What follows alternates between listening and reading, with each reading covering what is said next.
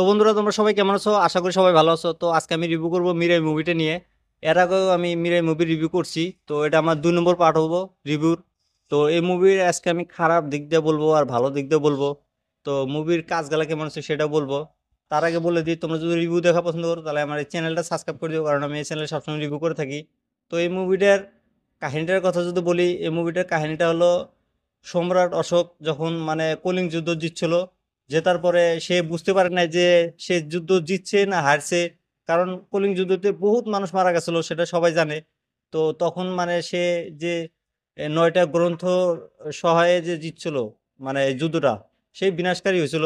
তো তারপর সে যুদ্ধ জেতার পরে ৯টা গ্রন্থ যে আছে, সেই ৯টা গ্রন্থ মানে যাতে কারোর হাতে না লাগে, সে কারণে ৯টা গ্রন্থ তোমার হলো ৯টা দেশের মানুষকে মানে যারা মানে রক্ষা করতে পারবো সেরকম সামর্থ্য থাকা লোকেকে মানে এই গ্রন্থগুলা তুলে দিছে।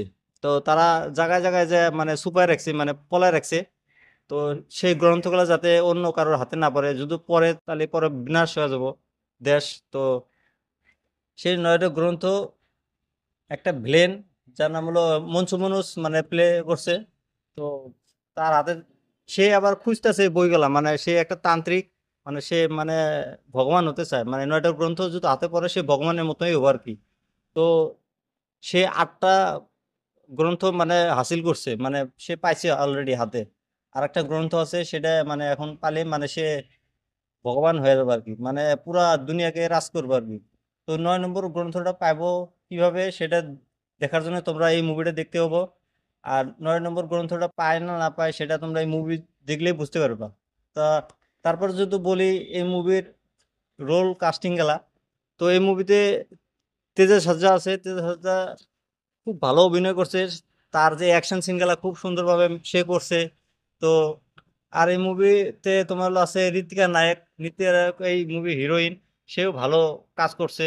তারপর আছে মঞ্চু মানুষ, সে ভিলেনের চরিত্রটা করছে, তাকে দুর্দান্ত লাগছে ভিলেনের চরিত্র। তারপর আছে শ্রেয়া সরন, সে এই তেজা সেজের মার ভূমিকা করছে, মানে সে মাঝে মাঝে তার ছেলেকে মানে ভালো একটা রোল করছে আর কি। তারপর আছে জগপতি বাবু, একটা বহুত তান্ত্রিক বড় তান্ত্রিক হিসাবে একটা রোলটা করছে, সেও ভালো রোল করছে। সব মিলিয়ে এই মুভিতে সবাই ভালো রোল করছে। আর এই মুভির খারাপ দিক দিয়ে যদি বলি, এই মুভিতে একটাই খারাপ বস্তু আছে, সেটা হলো একটা পুলিশ অফিসার।